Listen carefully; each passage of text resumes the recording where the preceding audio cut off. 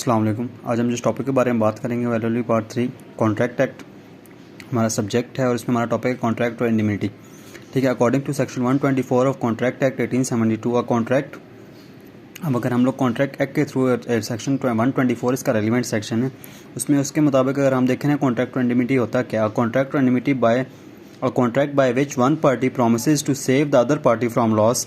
अब देखें कॉन्ट्रैक्ट, अगर ऐसा कॉन्ट्रैक्ट जिसमें एक पार्टी प्रॉमिस करती है दूसरी पार्टी को कि मैं तुम्हें सेव करूँगी किसी भी लॉस से, कॉज टू हिम। ठीक है, कोई भी कॉज अगर तुम्हें लॉस अगर कोई कॉज होता है तो मैं तुम्हें उससे सेव करूँगी by the conduct of the promisor. ठीक है, उस बंदे के अपने कंडक्ट की वजह से, ठीक है, हिमसेल्फ और by the conduct of any other person, या किसी और बंदे के किसी ऐसे कोलो फेल से अगर किसी को या किसी से एक्ट से अगर आपको नुकसान पहुंच रहा है।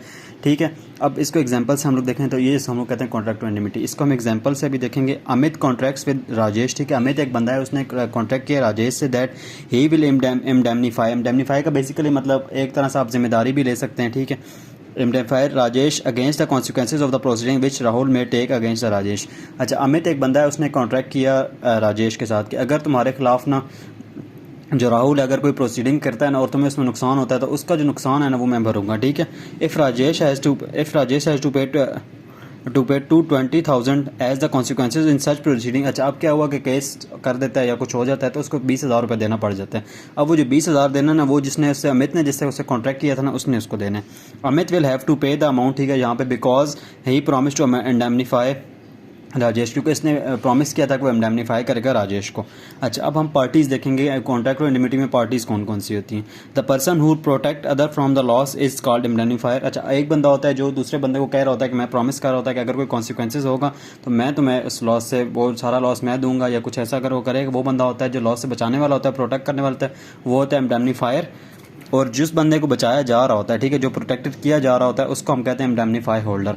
ठीक है, अब कॉन्ट्रैक्ट और इंडिमिनिटी वर्सेस अदर्स। अब कॉन्ट्रैक्ट और इंडिमिनिटी और जो अदर कॉन्ट्रैक्ट्स हैं उनके अंदर क्या डिफरेंस है। अब कॉन्ट्रैक्ट और indemnity is like other contracts. Contract और इंडिमिनिटी भी बिल्कुल एक दूसरे जैसे कॉन्ट्रैक्ट्स होते हैं वैसे ही होते हैं। Must fulfil all the essential of the valid contract. और इसको भी एक जो वैलिड कॉन्ट्रैक्ट के सारे एसेंशियल्स होते हैं ना वो इसे पूरे करने होते हैं, जैसे कंसिडरेशन हो गया, फ्री कॉन्सेंट हो गया, कॉम्पिटेंसी ऑफ पार्टी हो गया, लॉफुल ऑब्जेक्ट हो गया, सारा कुछ उसमें होना चाहिए। एक्स, आप देखें यहाँ पे हम इसका देख रहे हैं कैसे दूसरे कॉन्ट्रैक्ट से। X ask Y to burn the house of the G. ठीक है, एक्स ने वाई को कहा कि तुम अब जो है ना जी का घर जला दो। ठीक है, to compensate Y against the consequences. और उसने कहा कि अगर कोई तुम्हें फाइन वगैरह अगर हो जाता है या कुछ होता है तो मैं उसको दूंगा। ठीक है, वाई सेट्स द हाउस। ठीक है, उनका वाई उसका हाउस जला देता है और उसको फाइन हो जाता है 1,00,000 रुपए का।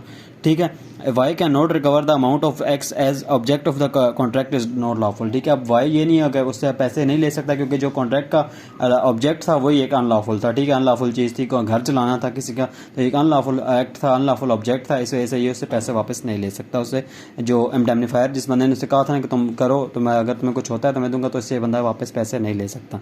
कॉन्ट्रैक्ट और इंडिमिनिटी एक्सप्रेस और इम्प्लाइड। अब देखते हैं कॉन्ट्रैक्ट और इंडिमिनिटी एक एक्सप्रेस होता है या इम्प्लाइड होता है। एक्सप्रेस का मतलब ये होता है कि हर तरह से मतलब एक्सप्रेस हुआ हर चीज़ एक्सप्रेस, हर चीज़ साफ साफ लिखी। कॉन्ट्रैक्ट और इंडिमिनिटी में भी एक्सप्रेस और इम्प्लाइड, ये इम्प्लाइड भी हो सकता है और ये एक्सप्रेस भी होता है। N express contract can be by word of the mouth और रिटन। अब ये एक्सप्रेस हो सकता है, कोई बंदा आपको कह के भी कह सकता है, कोई बंदा आपको माउथ कह। On the other hand implied contract is apparent from the circumstances. अब इम्प्लाइड कॉन्ट्रैक्ट को अगर हम देखें कुछ सर्कमस्टांसेस केसेस में होते भी हैं जहाँ पे इम्प्लाइडली ये चीज़ होती है। इम्प्लाइडली जैसे समझा जाता है कि एक्सप्रेस ना भी हुई हो तो ये चीज़ समझी जाती है a an act done by A on the behalf of B. ठीक है, एक ए ने कोई एक्ट किया जो बी के बिहाफ पे किया। ठीक है, तो वहाँ पे for example an agent indemnify by the principal for all lawful acts done by the principal behalf. अब किसी एजेंट ने काम किया प्रिंसिपल के बिहाफ पे, अब ऑटोमेटिकली वहाँ पे इम्प्लाइडली समझा जाएगा कि उसने इंडेमनीफायर था, अब जो भी लॉस होगा उसने प्रिंसिपल ने देना है। अच्छा, अब हम देखते हैं राइट्स क्या क्या हैं। राइट्स, इंडेमनीफाई होल्डर जो होता है उसके क्या राइट्स हैं, जिसको प्रोटेक्ट किया जा रहा होता है उसके क्या राइट्स हैं। ठीक है, इस सेक्शन 125 में ये बताया जाते हैं। ठीक है, और an indemnify holder can recover from indemnifier. ये पहला बात है कि जो बंदा जिम्मेदारी ले रहा होता है ना उससे वो रिकवर कर सकता है जिसकी जिम्मेदारी ली जा रही होती है। ठीक है, all damages can be recover under the contract of any suit. अगर कोई ऐसा सूट वगैरह उसके खिलाफ हो जाता है, कुछ होता है, जो उसके जो भी डैमेजेस उसको पे करने होंगे वो भी वो बंदा देगा जिसने उसे कहा था मैं प्रोटेक्ट करूंगा। All cost he may compel to pay. ठीक है, कोई भी ऐसा अगर सूट के अंदर से कहा जाता है कि यार आपने ये पैसे देने हैं, एट द एंड उसे कहा जाता है आपने इतने पैसे पे करने हैं, ठीक है, तो वो उसने देने हैं। All sum which he may have paid under the terms of any compromise. ठीक है, अगर कोई कॉम्प्रोमाइज़ उसका हो जाता है, जैसे कि अगर किसी का जो बंदा जा रहा था, इंश्योरेंस कंपनी जैसी होती है, ठीक है। अब आप बेसिकली इस कॉन्ट्रैक्ट को ऐसे लें जैसे इंश्योरेंस कंपनी होती है। इंश्योरेंस कंपनी कहती है कि आपकी अगर गाड़ी लग जाती है तो हम आपको पैसे देंगे, या आपकी मतलब हम लोग आपकी हेल्थ इंश्योरेंस कर रहे हैं या आपकी प्रोडक्ट इंश्योरेंस होती है, तो आपकी गाड़ी अगर कहीं पर लग जाती है तो हम आपको पैसे देंगे। अब क्या हुआ कि एक बंदे की गाड़ी लग गई, ठीक है, और उसने जब वो किया गाड़ी लगने के बाद